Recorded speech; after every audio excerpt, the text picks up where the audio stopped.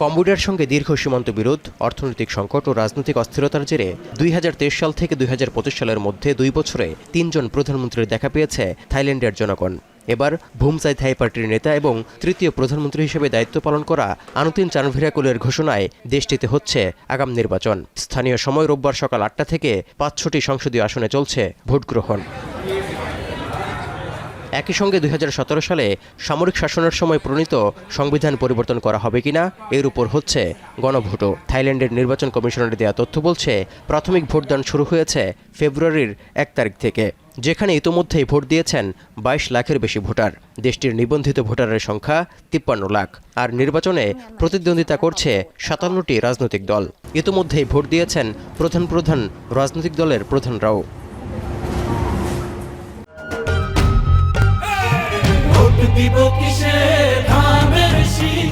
৫০টির বেশি দল নির্বাচনে অংশ নিলেও জনমত জরিপে মাত্র ৩টি দলের মধ্যে হাড্ডাহাড্ডি লড়াইয়ের আভাস মিলছে। আনুতিন চানভিরাকুলের ভুমজাই থাই পার্টি, কারাবন্দী প্রভাবশালী রাজনীতিক থাকসিন সিনোওয়াত্রার দল ফিউথাই এবং তরুণ নেতা নাথাফং রুইং পানিওতের দল পিপলস পার্টি। ফিউথাই থেকে এবার প্রধানমন্ত্রী প্রার্থী হয়েছেন থাকসিনের ভাতিজা ইউতচানান ওংসাওয়াত। ৯ এপ্রিলের মধ্যে ভোটের আনুষ্ঠানিক ফলাফল ঘোষণা করা হবে। এরপর ১৫ দিনের মধ্যে নতুন সংসদকে স্পিকার নির্বাচন এবং প্রধানমন্ত্রী নির্বাচন করতে হবে বলে জানিয়েছে দেশটির নির্বাচন কমিশন। ভোটের আগে একটি জরিপের দেয়া তথ্য বলছে, নির্বাচনে সবচেয়ে বেশি আসন জেতার সম্ভাবনা রয়েছে প্রগতিশীল পিপলস পার্টির। তবে থাইল্যান্ডে প্রধানমন্ত্রী হওয়ার জন্য একজন প্রার্থীকে অবশ্যই ২৫১ জন আইন প্রণেতার সমর্থন পেতে হবে।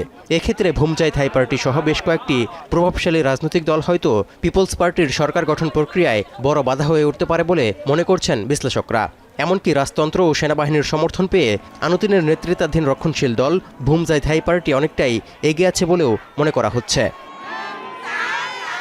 ২০২৩ সালের নির্বাচনে আনুতিন চানভিরাকুলের ভুমজাই থাই পার্টির সঙ্গে জোট করে প্রধানমন্ত্রী হন ফিউথাই পার্টির নেতা শ্রেথা থাবিসেন। নৈতিকতা লঙ্ঘনের দায়ে সাংবিধানিক আদালতের নির্দেশে ২০২৪ সালের ১৪ আগস্ট তিনি ক্ষমতাচ্যুত হন। এরপর দলটির কারাবন্দী প্রভাবশালী নেতা ও সাবেক প্রধানমন্ত্রী থাকসিন সিনোওয়াত্রার মেয়ে পেতংতারান সিনোওয়াত্রা হন দ্বিতীয় প্রধানমন্ত্রী। কিন্তু সীমান্ত সংঘাত চলাকালে কম্বোডিয়ার সাবেক নেতা হুন সেনের সঙ্গে নিজ দেশের সেনাবাহিনী বিরোধী ফোনালাপ ফাঁস কাণ্ডে তিনিও ২০২৫ সালের ২৯ আগস্ট প্রধানমন্ত্রিত্ব হারান। এমনকি ফিউথাইয়ের সঙ্গে জোট ভেঙে দেয় ভুমজাই থাই পার্টি। ২ বছরের মধ্যে তৃতীয় প্রধানমন্ত্রী হন ভুমজাই থাই পার্টির নেতা আনুতিন চানভিরাকুল। তৌহিদুর রহমান, এখন বিশ্ব।